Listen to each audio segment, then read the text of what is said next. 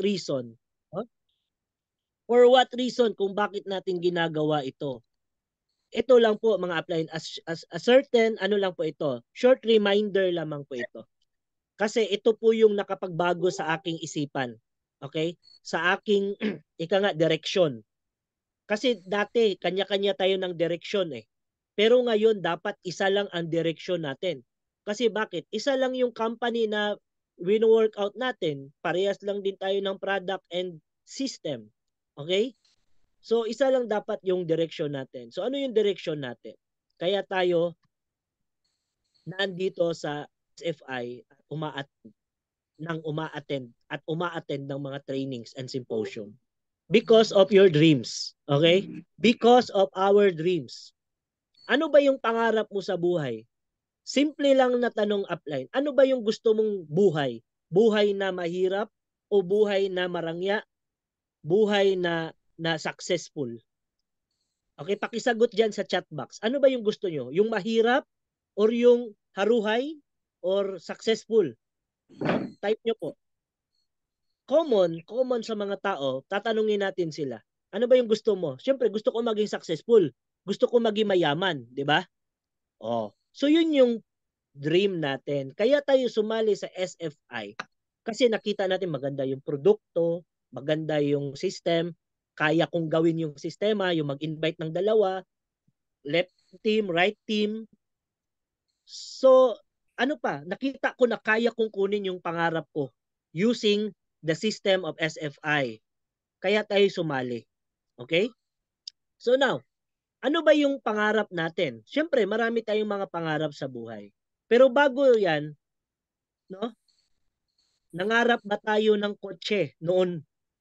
Nangarap tayo, tama ba? So yan yung mga common na pangarap. I-discuss ko lang sa inyo. So yung pangarap nating kotse, siyempre yung maganda, like yung mga malalaking kotse. Okay? Yung pangarap natin, mga siguro 1.5 million. Okay na siguro yan na kotse, tama ba? Okay na ba yan na kotse? Chat kayo ha kung okay na yan sa inyo ha. Baka hindi pa yan okay sa inyo eh. Okay? Ayun pa, no? Tama 'yon, no? Makatulong sa ibang may sakit at kumita rin. Very good, no? So, yan yung isa sa mga pangarap natin, makatulong. And now, basically, kumita rin, no? And then, yun nga, yung pangarap natin, gusto natin magkaroon ng kotse, gusto natin magkaroon ng bahay, correct? House and lot. Siguro, mga okay na siguro yan, mga 3.5 million. Actually, yung bahay ngayon pala, milyon na pala yung halaga. Baka hindi pa natin alam ha, milyon na pala yung halaga ng bahay ngayon, di ba? Okay? So dito pa may chat pa. Kaya ako sumali kay pag naka-help ka, sila mismo papasok as dealer to spread the news. Very good. Kaya yan yung mga common factor bakit tayo sumasali. Maganda yung product, nakakatulong tayo sa mga tao at tama yun. Maraming sumali sa SFI because of the product itself. Na-convince nila yung sarili nila, papasok ako sa SFI. And eventually, yun nga, isa sa atin, syempre, negosyo din ito. Gusto natin mabago yung ating buhay in terms of earning money and getting our dreams. Di ba? Common lang po ito, no? Syempre, magkaroon ng savings like 5 million. O mga upline, tanungin ko kayo. Ang pag-uusapan natin ngayon, mga milyon na bagay ha. Okay na ba yan pag may kotse tayo, example, 1.5 million? Yung bang, ang kotse na yan, yung bang mga Toyota Fortuner, di ba? House and lot na 3.5 million, di ba? At least bungalow type, mga nasa 100 to 150 square, tama? And savings, mga 5 million. Actually, okay na yan, tama ba? Kaso lang, no? All you have to do is, ang total pala nito, 10 million. Okay? So, for example lang po, masarap ba yan? Yes, masarap yan. Maganda ba yan ang buhay mo pag ganyan? Yes. Maganda ang buhay mo yan, lalo na't marunong ka sa pera, humawak ng pera. Okay? At umaattend ka nga ng mga training like this, natututo ka. So, ano yung kailangan natin gawin, no? What if hindi ka sumali sa mga ganito na business? Siyempre, Ang advice ko always noon, abay kwentahin na natin kung magkano bang kikitain natin diyan sa pagiging empleyado. Okay, hindi tayo against empleyado or employment. Example lamang po ito na medyo meron talagang malaking katotohanan kasi empleyado rin po ang inyong lingkod noon pa. Okay? So, for example, ang sahod natin 10,000 a month, okay? Sabi ko pa nga, kwentahin mo na. 'Di ba? 10,000 times 12 months, 120,000 a year. Okay? Kung i-times mo yan ng 10 years, that is 1.2 million. Okay? And then, times natin ng 20 years, 2.4 million. Okay na ba yan? Okay, dagdagan pa natin. Times natin ng 30 years. So, ang total niyan ay 3.6 million. Okay? So, masarap na yan, sir. 3.6 million. Oo, masarap na yan kung tunay na nasa mga kamay natin yan. Kaso lamang, ang gagawin mo, yung 10,000 daw na sahod, hindi natin gagastahin. Hindi mo i-spend, iipunin mo lang para magkaroon ka ng 3.6 million in 30 years. So kaya ba yun? So hindi yun kaya. Kaya yun yung tinuturo ko sa mga leaders ko. Bakit tayo mag-e-exert ng effort dito sa ginagawa natin business?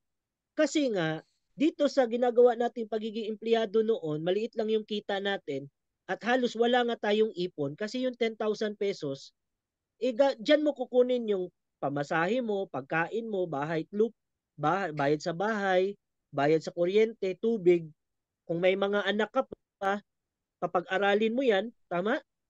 Lahat yan, ang budget niyan, 1 million. Noon yun way back 2013, 12, 13, dapat daw para makapag-graduate tayo ng isang anak, dapat meron kang 1 million.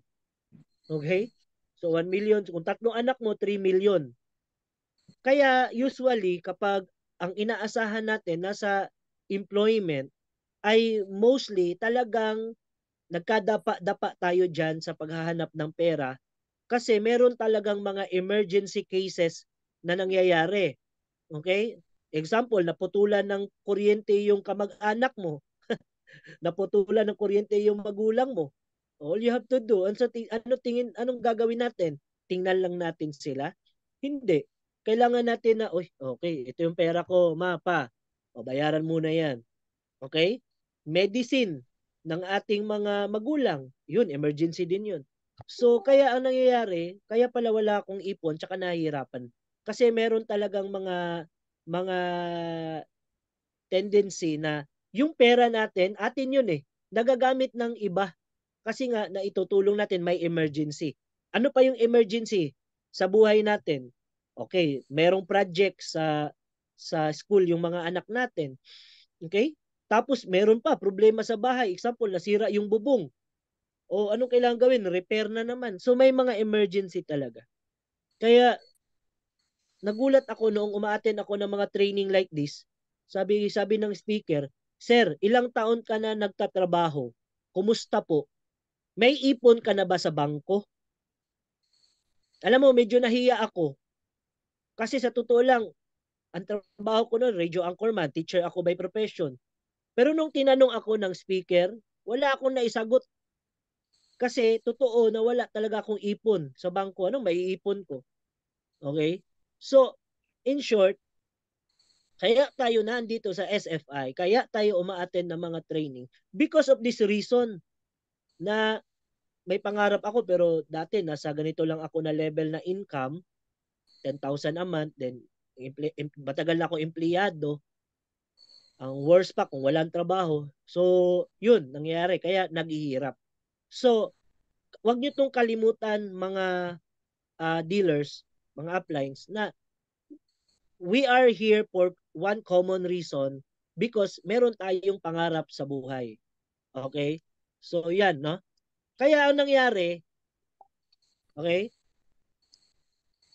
nung nakita natin yung sistema dito sa SFI, example, no? Kasi meron naman talaga like Upline Lloyd at saka marami na ditong kumita ng mga 50 to 100,000 a month.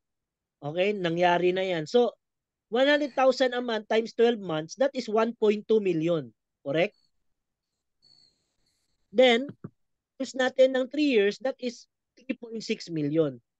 So kaya tayo nandito sa SFI because of this computation also. Kasi nga, 'di ba, yung tinuturo ko, sir, paano ba maging paano ba tayo yaman? Paano ba tayo magiging successful or aasenso? Ano yung sabi ko noon sa video? Dapat number one, malaki ang income mo. O, para maging successful ka or maging yumaman ka, dapat malaki ang income mo. Maliit lang naman ang income ko, sir, doon sa ginagawa ko ngayon. O di magdagdag ka ng income. Magdagdag ka ng pagkakitaan. Kaya ka nandito sa SFI. So, kung kumita ka ng 100,000, for example, 50,000 yung commission mo. 50,000 din yung kita mo sa direct selling. No? Kasama na yung mga resellers. 'Di ba tinuro sa marketing plan? Meron tayong direct selling, magbenta ka. Meron tayong binary, meron tayong rebates, nasa 50,000 yung kita mo. Yung pagbebenta mo, nasa 25,000. Yung resellers mo, nasa 25,000. So, 100,000 yung kita natin. Hindi lang sa network, Kasi kung sa network lang, medyo kailangan po yan ng medyo mahaba-habang panahon. Pero dahil meron tayong direct selling resellers, pagsabayin nyo, no? Yung network, direct selling, tsaka resellers. Pag kumita ka 100,000 a month, times mo yan ng 12 months, that is 1.2 million. In 3 years time, makukuha natin yung 3.6 million. Okay? So saan mo ilalaan, saan mo ipopokus yung oras mo, yung skills mo, yung talino mo, yung pagod mo? Saan mo ilalaan? Saan mo gagamitin? Dito sa 3 years or dito sa 30 years? Pakisagot nga. Kasi kung sa 30 years, 3.6 million. Dito sa 3 years, 3.6 million. So saan ka? Sa 3 years or 30 years? Paki-type po. Okay? So common, dito tayo sa 3 years. Okay? Kaya ka nasa SFI. Kaya natin ginagawa ito. Kaya natin ine-extra ito at first, at kung kumita ka na at kumita na kumita, magiging career mo na ito. Kaya nga ang nangyari, dati part-time lang, ngayon nag full-time. So yun, bakit? Kasi medyo gumaganda yung kita. Pag gumaganda yung kita, ay syempre minsan, marami na ako narinig niyan, parang disturbo na yung ginagawa kong trabaho, yung pagiging empleyado. Bakit? Sa empleyado, 10,000 ka lang eh. Dito, nag-100,000 ka. 'Di ba? Or lagay natin 20, 30, 40, 50,000. Ganun, nagbabari yung kita mo. So saan mo ilalagak yung ang iyong sarili? Yung time, effort, skills, talino, okay? Siyempre, dito sa ginagawa nating business. Okay, sana naintindihan niyo po ito bago natin i-welcome mamaya si Doc Hector, no? So yun, no? So ginawa natin, kaya tayo nag-decide na nag-join sa SFI because of this common. Sinabi kong common, kaya tayo umattend ng training kasi for common reason, no? Gusto nating matuto sa SFI na magawa yung negosyo na tama. Kasi nga, sa rason na ito. Kasi gusto ko lumawak yung network ko, magkaroon ako ng passive income para sa pangarap ko. Para saan yung pangarap mo? Siyempre, para sa pamilya ko. Hindi na para sa akin, para sa pamilya ko. Okay? So, yun. Marami pang mga pangarap, Pangarap na makatulong sa pamilya, pangarap makatulong sa church, pangarap, maraming pangarap. Pero common kailangan natin dyan is money. Mostly pera. Hindi naman lahat, but mostly pera ang kailangan para maabot natin yung pangarap natin. Kasi nga nasa mundo tayo ng material eh. Tama? O nasa mundo tayo ng material, kailangan natin ng pera para umikot yung magandang buhay natin. Kaya tayo nag-decide na mag-join sa SFI because of this. So yun, no? So you have to decide. So kaya nga nag-decide eh. Yes or no? Sabi ko, yes, di ba? Sabi mo, yes, kaya nandyan ka. Pag no naman, what if kung no, hindi ka sasali dito. Gamit ka lang ng product, bili ka, SRP price. And then, anong gagawin mo? Siyempre, buhay ka pa, kailangan mo kumayod. Kailangan mo talaga magtrabaho. Bakit? Wala namang ibang magpapakain sa atin dito, kundi sarili natin. Tama ba? Alangan naman, palamunin tayo. Hindi pwede yan. Di ba? May skills ka, may talent ka, may oras ka, may connection ka, may talino ka. Tapos palamunin lang? Hindi. What if kung no? Hindi ako sasali, sir. Siguro, kung hindi ka sasali sa mga networking, for example, hindi talaga sasali sa business, empleyado. Sa empleyado, pinag-aralan na natin yan. Okay? So, kaya tayo nag-yes. Kaya anong ginawa natin? So, huwag kayong mahiya. Gumawa tayo ng paraan noon. Ano yung ginawa natin na paraan? Kasi wala nga tayong perang panimula. Siyempre, nagbenta-benta tayo ng product, di ba? Yung ginagawa nila Upline Lloyd tsaka ni Coach Brenda, di ba? Sa grupo nila. Benta-benta product hanggang umabot ng 8,000, entry. Ano pa, minsan yung iba nangungutang, tama ba Upline? Nangutang din yung iba, di ba? Bakit ka nangutang? Kasi nga, may pangarap ako sa pamilya ko. Di ba? Ayaw ko na umabot pa ng 30 years yung buhay ko, wala naman ako naiipon. So dito na lang, dito ko ilalaan yung panahon ko, skills ko, talino ko, oras ko sa SFI. Yun. So kaya okay lang mag-utang. Bakit? Naintindihan ko to, may product naman eh. Benta ko yung product, bawi pera ko, bayad utang. Simple.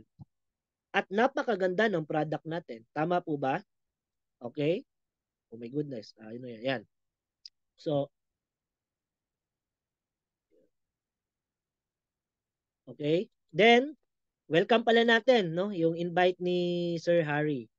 Welcome sa aking mababait na kaibigan, Pastor Jackson, si Kuya of Cordoba, Cebu. Ay, magandang gabi at magandang umaga po sa inyo, sir. So yun, no? Nangungutang, nagsasangla. Actually, common yan. Sabi ng iba, sir, ay, ganda naman ng mindset yan. Tapos, pautangin lang, pabebentahin lang, pasasanglain lang. Ang ginagawa ko talaga, sinasagot ko talaga yan. Alam nyo, hindi nyo pa narinig ito, matagal nyo nang ginagawa yan. What if kung nag-ipit ka, nagkaroon ka ng emergency, di ba nangungutang ka? Di ba nagbebenta ka ng gamit? Di ba nagsasangla ka rin? Sa mga emergency, di ba? So, ibig sabihin, yung pangarap natin, ano yan? Di ba emergency din yan? Bakit? Kasi minsan napansin natin, ang edad ko, ganito na pala edad ko. 'Di ba? Hindi ko pa nakukuha. So, make it emergency. At least man lang, 'di ba? Hindi para sa emergency sa health. Yung iba kasi saka pa mangungutang kung nandoon na sa ospital eh. So dito, yun nga, no? Talagang tinuturuan namin, hindi naman masama yan kasi ginagawa naman ito ng karamihan noon pa. At yung mga mayayaman, gumagawa sila ng paraan kung gusto nilang pumasok sa isang business transaction, business dealing. Nagbebenta, nag-uutang, nagsasangla din sila. Minsan binibenta nila property nila for a certain project. Narinig nyo yon? So walang masama na magbenta utang sangla. So kayo mga partners, mga dealer, kung meron kayong kakilala, alam mo naman na kailangan niya talaga ng business, push them to do that paraan. Kung meron silang mahiraman din, napakaswerte nila. Pero ako kasi ang hirap na maghiram that time. Kasi nga medyo mahirap na talaga ang buhay ko noon, tsaka wala na nagpapahiram sa akin. Kahit magkapatid pa kami, minsan hindi na nagpapahiram, no? 'Yun. Kasi nga nagsasawa din yan sila na pahiramin tayo. So 'yun, no? Kaya tayo sumali, pumasok tayo sa mga paraan na yan because of our pangarap sa buhay. Pangarap para sa ating pamilya. And also, goal. Kaya ginagawa natin mga upline, 'di ba? Yung mga leaders natin, hinihila natin sila to attend this kind of training, this kind of presentation kasi ang goal din natin is talagang lumakas at lumakas yung ating mga leaders. Paano palalakasin yung ating mga leaders? Dapat meron silang knowledge. Equip sila sa kaalaman. Okay? And ano pa? Always, mga upline, back Balik po tayo always. Tingnan natin, no? Kasi minsan lang tayo mabubuhay sa mundo. Minsan lang tayo mabubuhay sa mundo. Ano ba ang gagawin natin? Sabi pa nga nila, hindi masama. Hindi masama na pinanganak na mahirap. Ang masama, mamatay kang mahirap. Kasi maraming pilosopo eh. Na-encounter nyo ba yon? Yung mga pilosopo rin? Na? Hindi ko naman madadala sa langit yung yaman na yan. 'Di ba? Type nyo nga kung meron kayong na-encounter na ganyan. Hindi naman madadala sa langit yan. 'Di ba? Yung pagkamatay mo, hindi naman madadala sa libingan yan. Oh. Hindi naman tayo bobo, 'di ba? Normal, hindi talaga madadala yan. 'Di ba? Pero, hindi nila, minsan, no, tinatakpan nila, alam mo, hindi talaga dinadala yan sa langit, hindi yan dinadala sa libingan. Pinapamana yan. Pinapamana yan sa mga maiiwan sa mundo. Okay? Alam nyo, laway na laway tayo sa mga kilala natin na mga mayayaman dito. Like for example, si may-ari ng SM, si Henry C. 'Di ba? Si Henry C ang may-ari ng SM. Laway na laway tayo sa mga anak niya. Yaman, no? Yaman? Ang yaman? Saan ba si Henry C ngayon? 'Di ba 6 feet below the ground na rin siya? Wala na si Henry C. Wala na pala si Henry C. Wala na po si Henry C. Pero, ang yayaman ng mga anak ni Henry C. Bakit? Kasi nga, nagsikap si Henry C. Nagsikap yung mayaman na yon. So, hindi niya nadala talaga. Pero, naiwan niya sa kanyang mga anak, sa kanyang mga apo at kaapo-apuhan. So, I hope, no, mga upline, meron kayong natutunan. Meron ba kayong natutunan? Type nyo nga, number 5 kung meron kayong natutunan. Yan. Thank you, no? Yan. Sige po, antayin ko po maubos yung ilan ba tayo ngayon? 22, di ba? Hello, Doc. Yes. Yan, kausap ko ngayon si Doc. Ay, hello. Good evening po. Nasa loob na ako. Ay, yes, Doc. Thank you, Doc. Alright. So, yun mga upline, no? Thank you. May natutunan kayo sa short na training na ginawa ko sa inyo. Kaya tayo nasa SFI or sa ganitong klaseng business because of these informations. Naintindihan natin na minsan lang tayo mabubuhay sa mundo, mabuhay na tayong mayaman at mamatay na tayong mayaman. Because life is a matter of choice, di ba? Not a matter of chance. Naghanap ka, kailan kaya yung chance ko? Hindi yan darating. Bakit? Kasi nga, pinipili yan. No? Yan yun din yung itinuturo ko sa mga kaibigan ko. Bakit ako nagsisipag sa networking? Kasi hindi ako mayaman eh. Kasi kung mayaman yung angkan ko, hindi ako sa networking. Magtatayo ako ng magandang negosyo, 'di ba? At syempre, pumasok ako sa networking kasi wala akong alam sa business eh. Sa networking tinuturo sa networking mga basic skills, knowledge about how to do the business. 'Di ba? Libre. Yung 8,000 na binili mo ng gold package, wala yan, 'di ba, sa training na makukuha natin dito. Like this one. Hindi naman itinuturo sa school to. Oh, 'di ba nagbayad tayo sa school? Wala namang itinuturong pera diyan sa school. Pero dito tinuturo libre. Okay? So kaya 'yun no. So 'yun hindi masamang magpayaman, no? Kasi hindi naman masama ang pera eh. Okay? Ang pera magiging masama 'yan kung masama talaga ang tao na 'yan, 'di ba? Pero kung mabait ka, tapos marami kang pera, alam mo yung pamilya mo, yung magulang mo, mga anak mo, mabibigyan mo ng magandang buhay. Okay? Mabibigyan mo ng magandang buhay. Like what happened to us. No? Ako na lang, no? Sample dito. Example, your president. Ano ba buhay ko noon? Naglalakad-lakad lang ako noon eh. Dala ako ng produkto, hanap ako ng mga tao, introdusan ko ng produkto. Buti na lang, no? Napasok ako sa isang networking company at naturuan kami paano i-diagnose yung taong kausap ko, titingnan ko lang ang mukha, alam ko meron siyang heart problem. Alam ko meron siyang lung problem or lung imbalance. O, 'di ba? Excited na siguro yung lahat dito. Paano nangyari yun, sir? Magic ba 'yon? Hindi magic 'yon, no? Tinuro 'yan sa amin ng next speaker natin, yung ating magbibigay ng orientation sa atin. So 'yun, no? So pumasok ako sa ganito kasi nga gusto kong maging mayaman eh. Bakit gusto kong maging mayaman? Gusto mo bang yumaman? Type mo nga, gusto mo yumaman? Para parehas tayo ng reason. Gusto ko yumaman. Bakit? Mahal ko pamilya ko eh.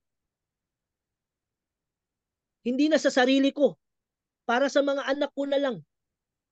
Bakit? Kasi yung mga sarili natin, mga upline, kaya naman natin yung sarili natin eh. Kumain ng isang beses sa isang araw, kaya natin kumain ng isang beses sa isang araw. Okay? Pero yung mga anak natin, hindi natin kayang tingnan na kumain ng isang beses sa isang araw.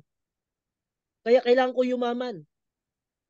Bakit kailangan ko yumaman? Kasi walang mayaman sa aming magkakapatid. Walang mayaman sa aming magkakapatid. No? Ilayo lang sa Diyos. What if kung may nagkasakit diyan? Oh, sinong tutulong? Gobyerno? Gobyerno na naman sisisihin natin. Siyempre, dapat tayo magkakapatid, 'di ba? Eh what if kung hindi mayaman? Ayun ang problema. So yun mga apply, no? Hopefully, no? Nagustuhan nyo ba yung ano ko, yung senior ko sa inyo? Upline, diyan ako naging matatag sa mga reason na nakikita ko diyan. So, all you have to do is to upgrade your knowledge sa business. You have to upgrade your skills in business. Kasi ang labanan sa labas, pagalingan din. So, kung hindi ka magaling, mag-aral. Kaya nga, libre ito. Ginagawa natin ng mga trainings. Okay? So, apply, no? Ito yun, no? Isa sa mga answered prayer ng SFI. Okay? Kasi, andito na yung ating guest speaker and soon our partner in SFI. Okay. Isa sa mga uh, kailangan nating gawin ay dapat magiging magaling tayo. Lamang ang magaling talaga. Kung alam mo ang isang bagay, alam ko rin. Yan yung tuturo ko sa training. May alam siya, no? Alam ko rin. Pero, bakit nag-i-excel kami? Kasi tinuturo ko sa mga, lalo na sa inyo, alam mo nga, magaling ka pa. 'Di ba? Yung iba, alam lang. Alam ko naman networking. Left and right, left and right. Pero, oo, alam mo nga. Pero kami, alam na namin, magaling pa kami. So, yun yung pipiliin natin na standard of being a leader. Magaling ka na, matalino ka pa, magaling ka na. Magaling ka pa. 'Di ba? So, isa sa mga ginagawa natin, umattend tayo ng mga trainings. Okay? And, syempre, kung nagki-carry tayo ng products, no, our products, the liniments, the oils, the magnesium, and na-prove na natin na maganda talaga yung products natin since 2016. Napakaganda ng products natin. Ngayon, magaling ka na magbenta, given na, okay, magaling ka magbenta, what if kung tuturuan ka pa namin na mas lalo kang magiging super galing sa pagbebenta mo, okay, using this kind of training. Okay? Ayan,